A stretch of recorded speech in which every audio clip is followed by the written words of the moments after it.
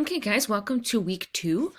We just spent time sort of discussing art and design in class, and this is now sort of me discussing some sort of categories of thinking about art and design in sort of particular sort of definition type ways.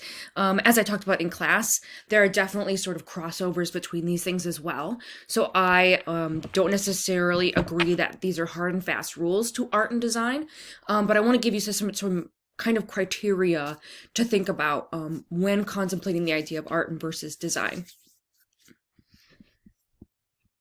So like I said, we're going to talk about 4 sort of categories of defining and thinking about art and design and sort of separating them, but also talking about their similarities as well. So those are purpose, originality, viewer and audience, as well as maker. And like I said, all of these things are going to cross over between art and design all the time. As artists and art historians, we should constantly keep this in mind. I don't think that you guys are sort of don't understand this concept at all. I think you have a pretty good sort of understanding as artists, because probably many of you consider yourselves artists and designers. So we're going to talk about these things, and then you'll probably see where you feel like they overlap as well. Okay, so purpose is the first one here. So making art from deep within to share with others is very much connected to art, typically relates and inspires. It's not confined to specific rules. Artists are free to express themselves, typically has to do with painting, sculptures, and a lot of different types of mediums and sort of explorations. And a quote from online is, "Good art inspires." I've sort of collected this information from some different sources. Now, for a designer, on the other hand, designer is not trying to convey something new, but an idea that already exists. It is calculated and defined process with goals, color, style, function, and details. Architecture, interior design, landscape design, product design. So think about the production of buildings, as well as sort of landscaping and interior design. Though again, that can be very much sort of artistic. Can be as simple as utilitarian object like a tool and functionality, and then good design motivates. So art continues to establish a strong bond between artist and viewer. Art not made with specific rules, simplicity or strength, love or pain. It can be sort of any theme, idea, concept that the artist could be focusing on. While on the other hand, design is driven by consumer and it's calculating. They're trying to make a specific project that meets specific criteria. How do you make so-and-so better? So how do you make a better chair, a better pen, a better program? Designing is systemic. It involves the analysis of problems and situations in the built environment, the transformation of findings into appropriate and useful proposals. And that's from Frank Lloyd Wright. And here's some quotes as well. And I don't necessarily agree with all of these, but these are definitely some ideas that are kind of out there. So good art is introspective, feeling to individuals. Good design sends the same message to everyone. So it is the idea that when you design something, you're trying to get a particular message across, get someone to buy something, to think about an object differently, whereas good art can really kind of make anyone feel sort of any variety of feelings. So that's reflected again in this other poster here on the bottom left. Art stimulates different meanings for different individuals, and design delivers a consistent message.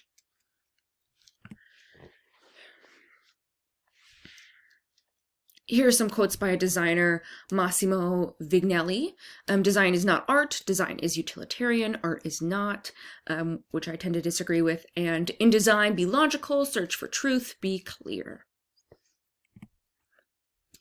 Okay, so I'm going to also give you some examples of these things as we kind of move through. So what are some examples of art's purpose in creating it?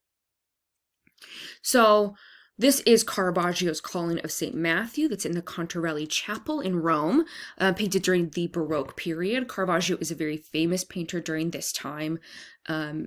using sort of oil paints to create this work. And he's very sort of known for using this deep sense of lighting in many of his paintings to make these sort of very dramatic scenes. So Baroque is always about, and Baroque is right after the Renaissance, so Baroque is very much about focusing on the most dramatic and powerful moment in a story. So taking that and amplifying it in a painting or a sculpture, etc. And so in Caravaggio's work, he does this with the calling of St. Matthew, where you have Christ, who is here on the right, calling St. Matthew, who is here right here, pointing to himself, to come be one of his disciples. So this very sort of particular moment that's very powerful. And you have the shining of the light that's reflected directly on Matthew, but kind of skips over Christ over the top here. You can see his halo, and it kind of lights up his hand here. Now, as a viewer in the 16th century to 17th century, you would know that this figure with Christ is St. Peter, because he's always sort of dressed the same way. So in this sort of blue garment with yellow frock around here. So this is sort of iconographic that this is him standing with St. Peter. And so Christ has gone into this, in this case, a bar to call St. Matthew to follow him. Now, another powerful moment about this image is also that Caravaggio is painting a contemporary scene to his time period. So all of these people are in contemporary dress, other than St. Peter to some effect. But this is a contemporary scene in this kind of nitty-gritty place in society. So they're gambling, they're in a bar or some sort of sketchy establishment. And so Caravaggio is painting this very powerful scene with sort of contemporary imagery and contemporary clothing, very much so to make the viewer connect with the image. So even to the point that he places this opening at the table, so you can feel like you are invited up to the table here. But he's very much doing that in this painting. And not only, of course, is he doing that, but he's also reflecting on sort of art historical tradition of looking back at other paintings. And he does that through this hand here, in which where Christ is sort of having this pointing to Matthew in this very sort of, I don't know, like laissez-faire way. But of course, if you don't recognize it right away, he is reflecting on Michelangelo's Sistine Chapel ceiling, where you have God sort of reaching out to Adam, and this sort of moment on the Sistine Chapel ceiling. So he's reflecting in that, ensuring the Christ figure with his hand out like this. So the purpose of Caravaggio painting this painting in the sort of 16th to 17th century was that Caravaggio was contracted by the Catholic Church to bring people back into the church community and back to Christ, back to God. It was very much sort of a divisionist time where you had people going and separating themselves from the Catholic Church because of corruption, while also having people move into the Lutheran Church because we have Martin Luther come through with his theses. And so people are separating themselves from the Catholic Church, finding them to be corrupt. And so Caravaggio is contracted by the Catholic Church to create these powerful pieces of art to bring people back to the Catholic Church, whether that be through sort of inherent fear or through sort of showing them these very powerful images in contemporary clothing to sort of bring them back into the church. And so the power of this image and its purpose very much kind of reflects its power as an image at that time and what the purpose was, right? But people would have interpreted it differently depending on if they had separated themselves from the Catholic Church, if they knew Caravaggio, etc. So you would have sort of different interpretations, although there's kind of this larger purpose, right, why it's created. We don't know sort of all of the reasons why Caravaggio made all the choices that he did. Some people would catch Michelangelo's hand while others would not. And so people were able to connect with this image in very sort of particular ways, depending on their own sort of personal interpretations and sort of lives separate from the Catholic Church. Well, on the other hand, you can think about advertising as sort of the other hand to thinking about purpose with a piece of design here. So this is an advertisement for Absolute Vodka for LA from the 1990s. And these are supposed to be sort of very straightforward pieces of advertisement. So here you have that Absolute is trying to get this sense of paradise with the palm trees and vacation and relaxation in making the Absolute vodka bottle the pool itself. And there are so many different messages that they portray, such as that they're connected to artists and they're interested in innovation. So here's an artist that creates a version of the Absolute bottle. I think there's a YouTube video in the notes that you can watch of her creating it by Bharti Care, but showing that they're connected to art and to revolution and to sort of what's popular today. Same with sort of going back and having images of Absolute Vodka with Keith Haring or Andy Warhol. They're trying to connect with this sort of artistic community and also show how cool they are, how powerful they are. So the message on all these things, right, is trying to get you to drink vodka, right? Trying to get you to drink Absolute Vodka versus sort of a competitor. And so the purpose is very direct. And even though Caravaggio's may seem just as direct, it doesn't end with sort of the same effect as something like Absolute Vodka advertising or any other advertising for that effect. And Hennessy does this too. Like a lot of alcohol companies try to make you feel like they're cool, they're hip. Why do you want to buy them? So Hennessy always does these sort of collaborations with artists. So Vils is a street artist, and he produced a collector's edition of the Hennessy bottle. A lot of street artists have done this, but it's really neat to see these collaborations and this way that they're kind of engaging with advertisement as well as sort of the contemporary community. So that's really awesome. And also, again, about bringing people into that community, right? Why would we be talking about Hennessy if they weren't doing this? No, of course not. And so they're very much sort of bringing themselves into that dialogue very purposefully with this sort of piece of design, right? Even though it's artistic. Another example I have, just that I thought of it off the top of my head, is Hoover vacuums. Obviously, a vacuum is a piece of design, right? You want it to work well. It's not necessarily always super attractive, though I feel like Dyson always kind of shows their pieces of works of art.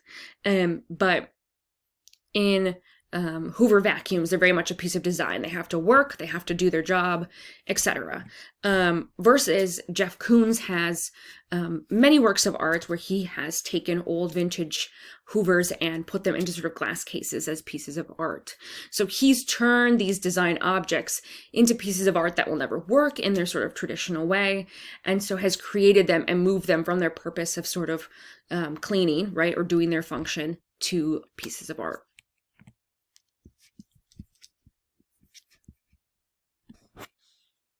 Okay, so next is originality.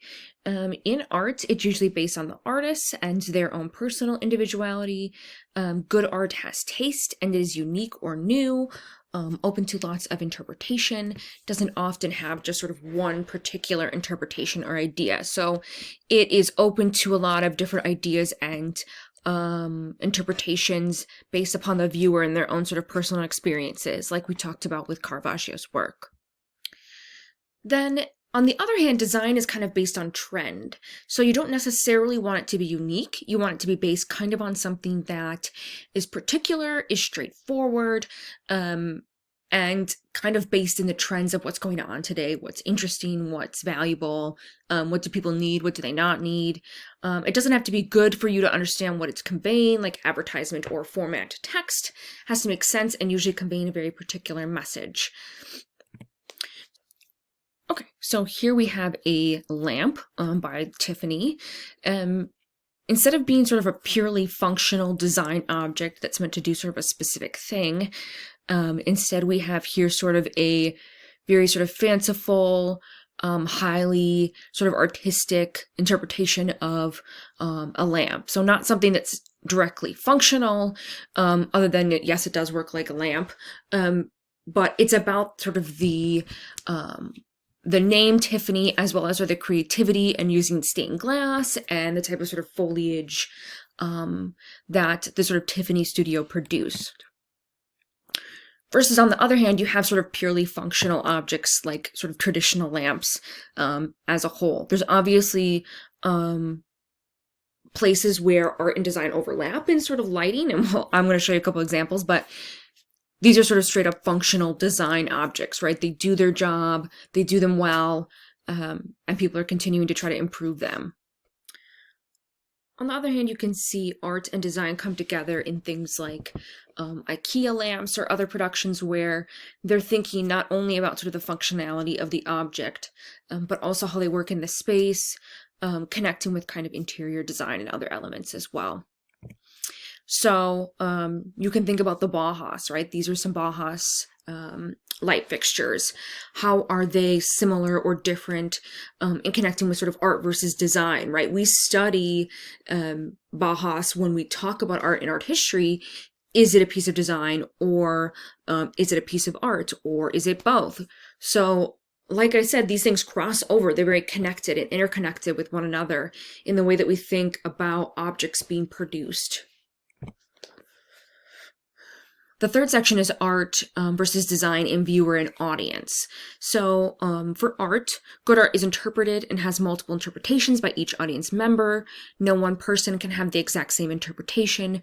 Art is not necessarily interested in expressing just sort of one opinion. And then the building of research and ideas by art historians to understand these moments and artists. Versus good design is understood and not meant to be interpreted. Want viewer to have one unambiguous interpretation, trying to convey a particular message to the audience, and successful when it does this. So again, this very much connects back up to purpose, as well as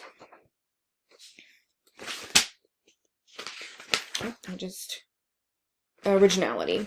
So in thinking about how people sort of interpret them and think about them. So, for example, Kandinsky is a very famous modern art painter and abstract painter as well. And his compositions can be interpreted very differently by different people. He's not trying to sort of convey sort of one story or one narrative, but instead to have you sort of engage artistically with the painting, and to think about sort of how it makes you feel, what it makes you emote, what it emotes, etc. Versus again, when thinking about kind of viewer audience here, Guy Moore is creating advertising for McDonald's in these images. And so he's trying to do something that's bright, that catches your attention, that tells you something specific. And so here you have him using, making a, what is that on the left?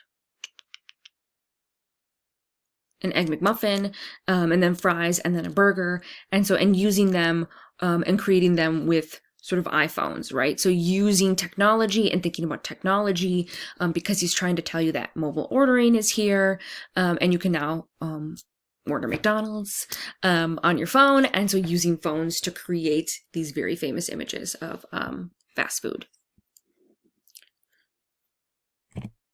He also created this very particular messaging of using the billboards to sort of tell you where your particular exit was to get McDonald's, and in doing this kind of uses this design tactic to put the golden arches on a particular area in the billboard to sort of give people an idea of where they need to be going, right? So on your left, on your right makes sense.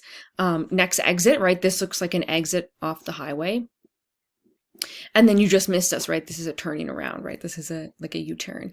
So using these sort of typical images that drivers understand, and maybe people who are looking for food or looking for McDonald's, to sort of immediately understand what Guy Moore is trying to tell us in these pieces of advertisement / design.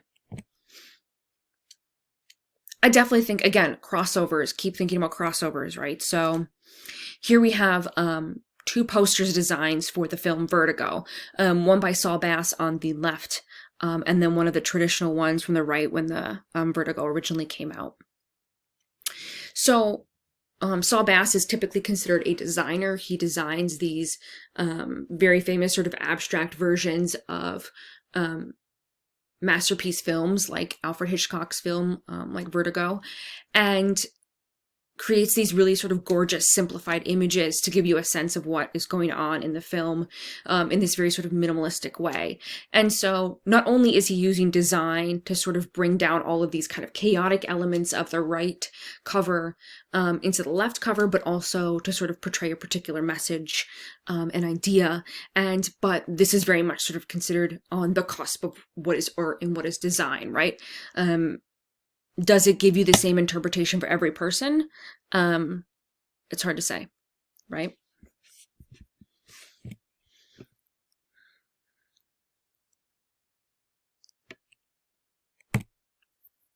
These are some other images of Saul Bass posters as well.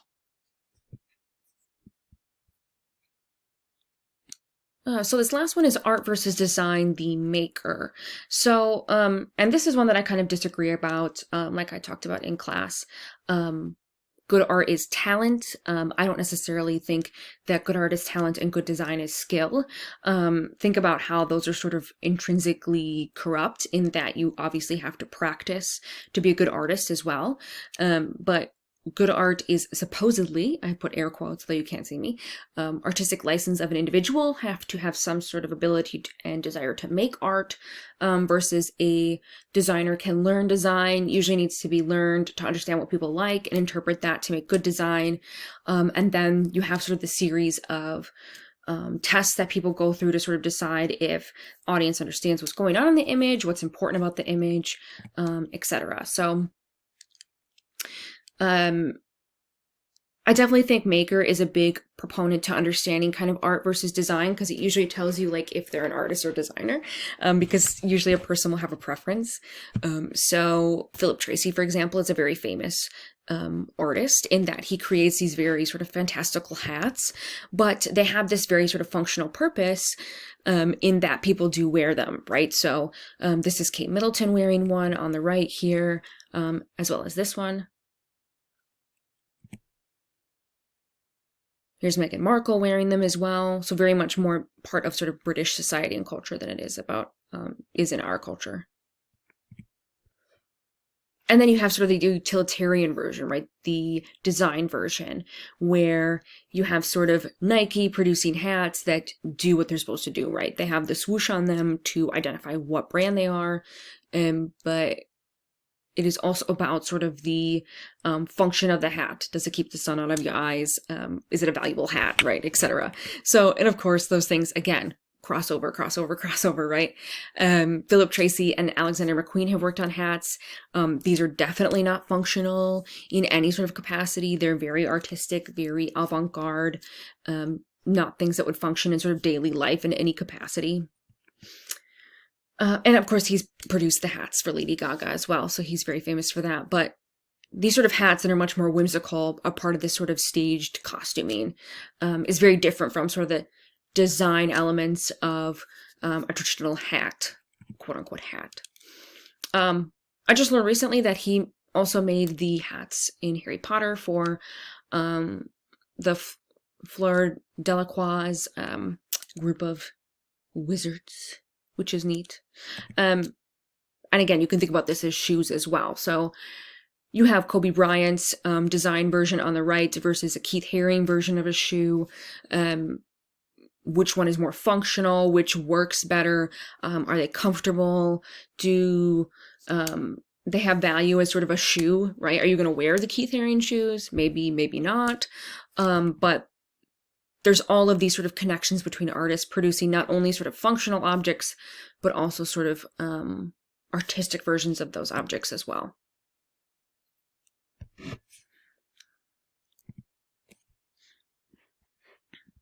So like I said, there's very much a separation in the way that you can think about art and design, but I don't necessarily think the separation is valuable or important. There's very much so a inherent connection between the two things, right? There's art can be design can be art, a visual composition intended to accomplish a specific task or communicate a particular message. No matter how beautiful is not art. And it's not necessarily true, right? Design objects can be art. Art can be design. It is not that sort of straightforward, I don't think.